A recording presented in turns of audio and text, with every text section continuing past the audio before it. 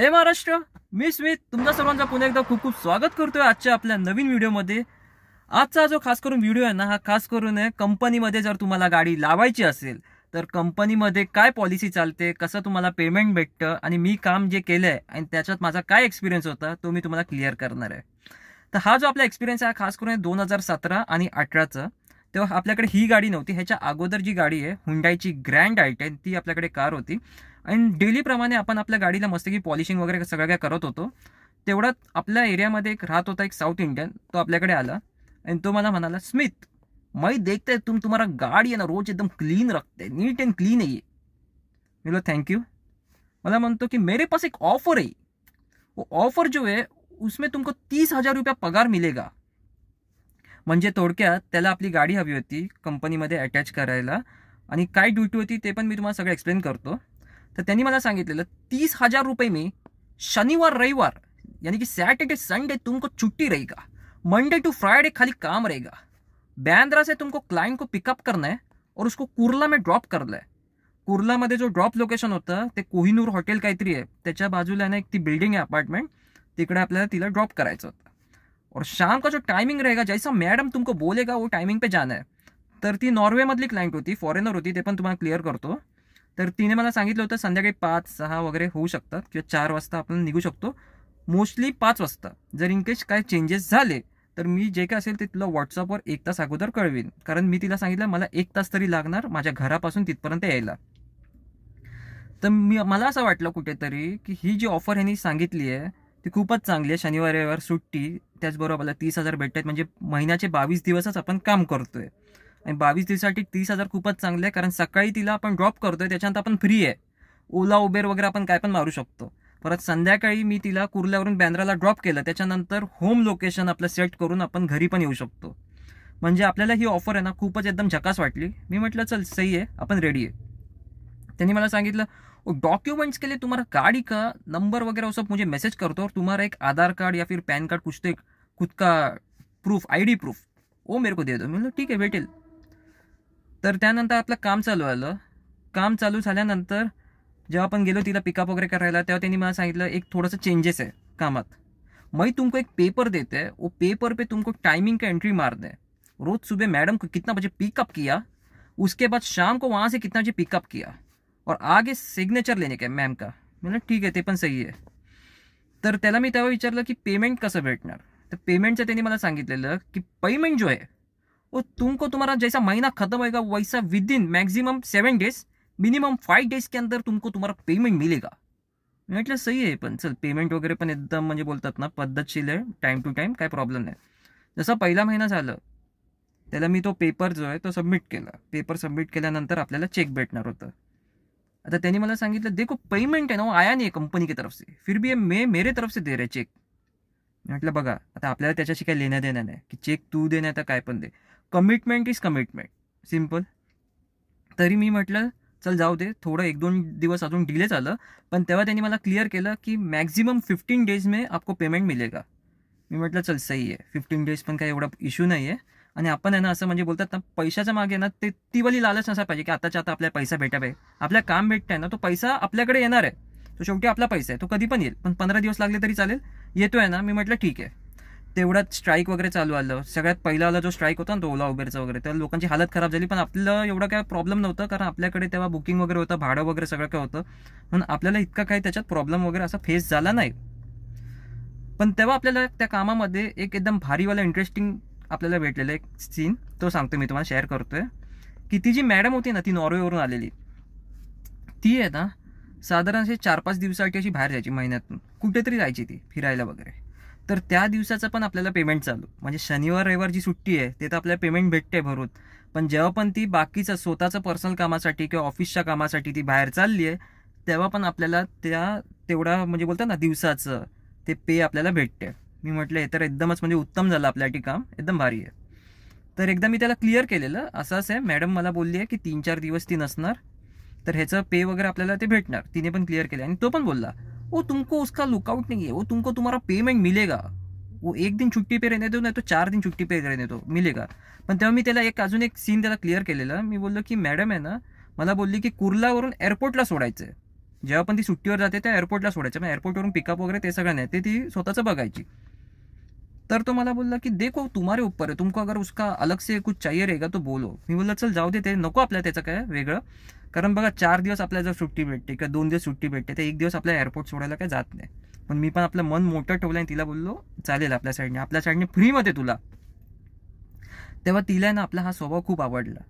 ती बोलली की तुझी गाडी नीट अँड क्लीन, तुझं बिहेवियर वेगळं, तुझा जो ॲटिट्यूड आहे ठीक आहे तो सगळं काय म्हणजे एकदम प्रॉपर आहे.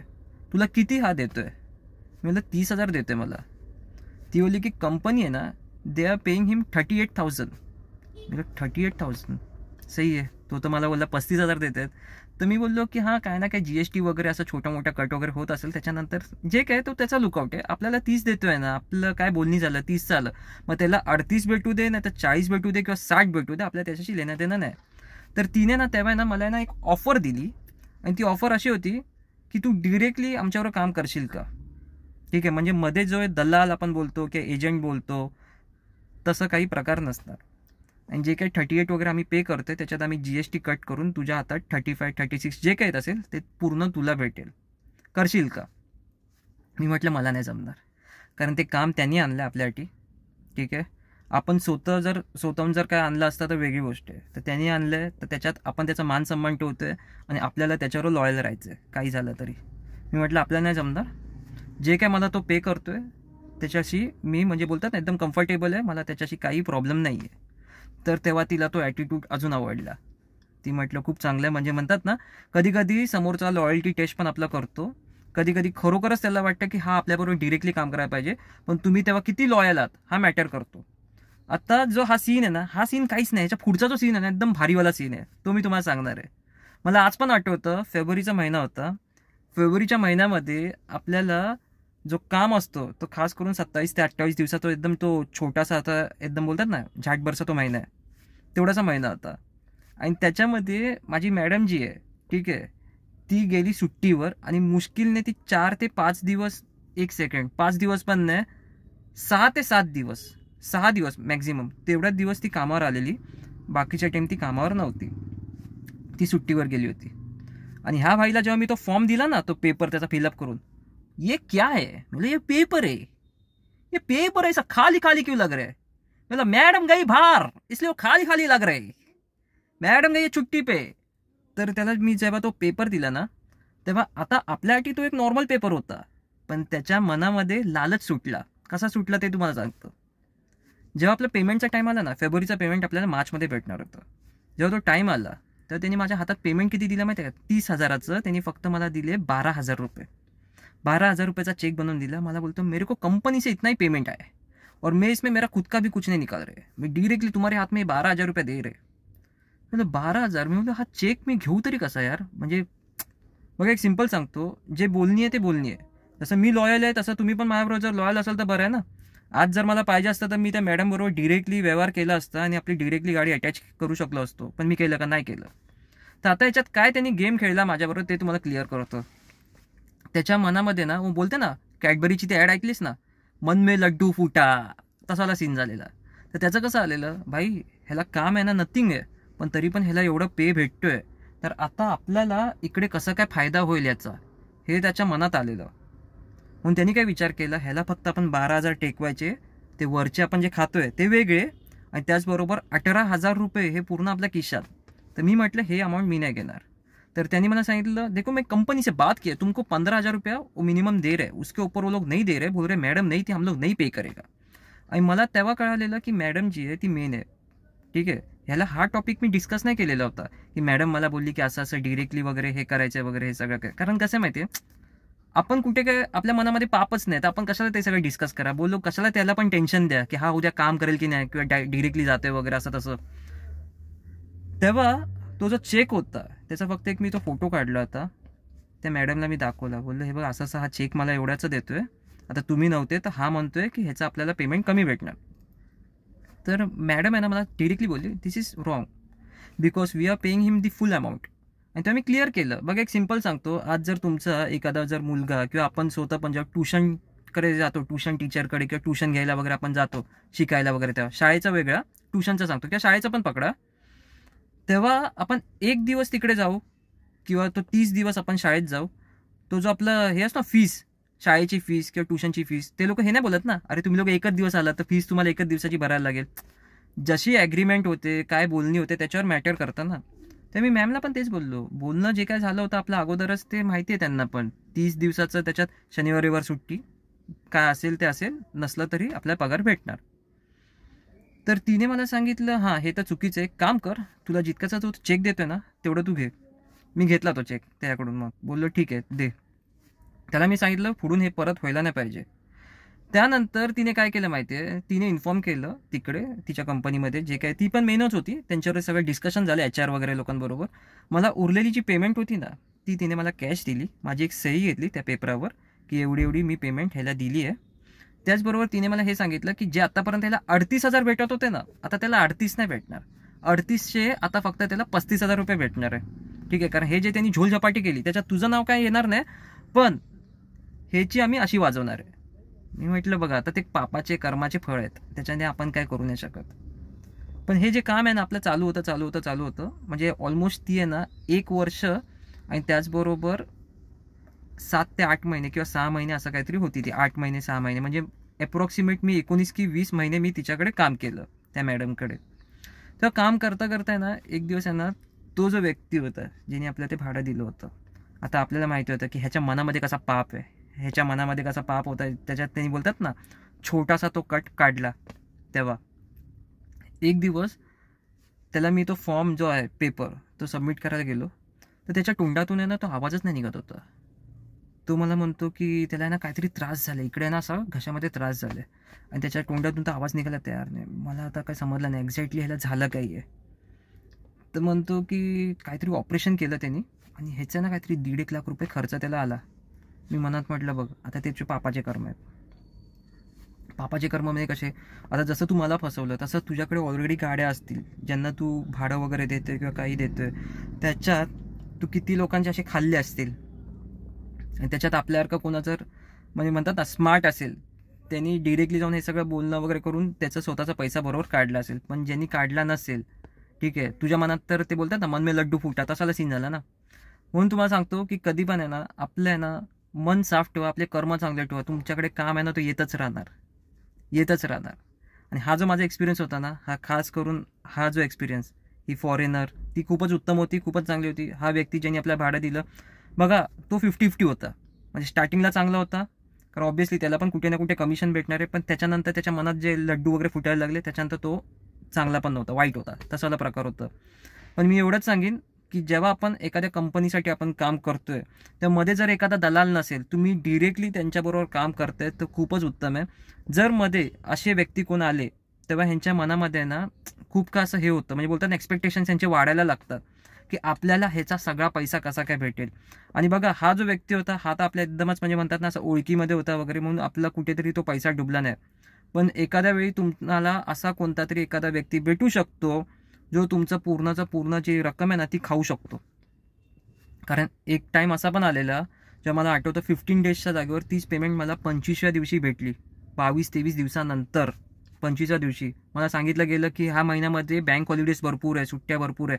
कारण मला एवढं माहिती होतं की आपला पैसा ना कुठेतरी दुसरीकडे फिरवला जातोय, ते रोलिंग होतंय. रोलिंग म्हणजे कसं माहिती आहे, एखाद्या व्यक्तीला त्या अमाऊंटची गरज आहे त्याला द्यायचं, त्याच्याकडून तो इंटरेस्ट घ्यायचा, भले 10 दिवसासाठी किंवा 5 दिवसासाठी पण लागली तरी. पण असे भरपूर आहेत मुंबईमध्ये जे लोक असेवाले सीन करतात ज्याच्यात तुमचा जो पैसा आहे ना तो म्हणतात ना असं 10,000 रुपयाची मला गरज आहे, मी तुला वरचे चल 500 रुपये एक्स्ट्रा देतो, फक्त 2 दिवसासाठी हवे, आणि पटकन ती एमर्जन्सी असते कोणातरी तिकडे, हे लोक आहेत ना तोच आपला पैसा फिरवतात. आणि मला माहिती होतं आपला पैसा कुठेतरी मस्त की फिरतोय, नंतर तो 15-20 दिवसानंतर आपल्याकडे येतोय, म्हणजे आपली लक्ष्मी दुसऱ्यांच्या दारात फिरून येते, हे मला माहिती होतं. पण एवढं माहिती होतं की आपला पैसा आपल्याकडे येणार आहे कधी ना कधी.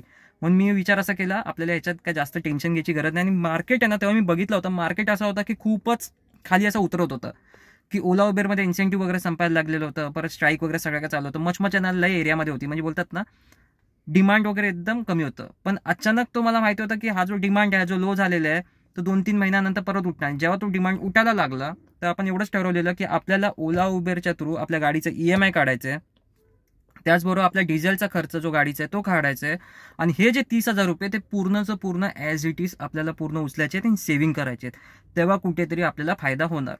तर कंपनीमध्ये जितके पण जणांना लावायची असेल ना गाडी, तेव्हा मी तर क्लिअर सांगतो, तुमचं डिरेक्ट कॉन्टॅक्ट असेल तर खूपच चांगलं आहे.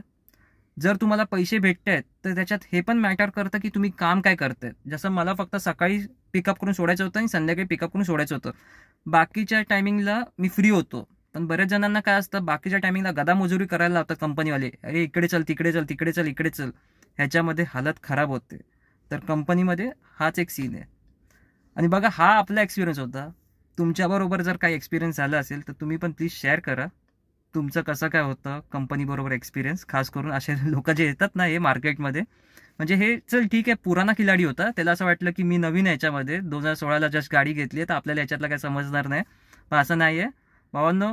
जितकं तुम्ही स्मार्ट असाल ना या लाईनमध्ये तेवढं चांगलं आहे. नाही तर लोक आहेत ना फसवायला आहेत ना, म्हणजे बोलतात ना आपलेच गद्दार, तसाला सीन आहे इकडे भरपूर आहे तो सीन. आणि ह्याचा जो पुढचा व्हिडिओ असणार आहे तो खास करून एका भावाने आपल्याला कमेंटमध्ये विचारलं होतं की या लाईनमध्ये, म्हणजे ओला उबेरची लाईन पकडा किंवा कॅब ड्रायव्हिंग, नाही तर आपण जे बिझनेस करतोय टी परमिटची लाईन, या लाईनमध्ये काय काय प्रॉब्लेम्स येऊ शकतात. खास करून त्या विषयावर व्हिडिओ बनणार आहे. पण एक आहे की जर पाऊस असेल उद्या तर व्हिडिओ नाही बनेल, पाऊस नसेल तेव्हाच पक्का व्हिडिओ बनेल. कारण कसं माहिती आहे, ते प्रॉब्लेम वाटते, हे असा आवाज येतो ना पाऊस पडायचं, ते मजा नाहीत ऐकायला. मग जे काय एक्सप्लेन करायचं असेल ना ते एकदम क्लिअर, एकदम कान खोलून ऐकायला एकदम भारी वाटतं. आजचा व्हिडिओ कसा वाटला कमेंट नक्की करा. जे काय तुमचा एक्सपिरियन्स असेल ते पण कमेंट करा. So this is Smith signing off from my channel Smith and you. So bye bye, take care, keep smiling, be happy, drive safe and be safe. जय हिंद, जय महाराष्ट्र, जय शिवराय आणि जय मनसे.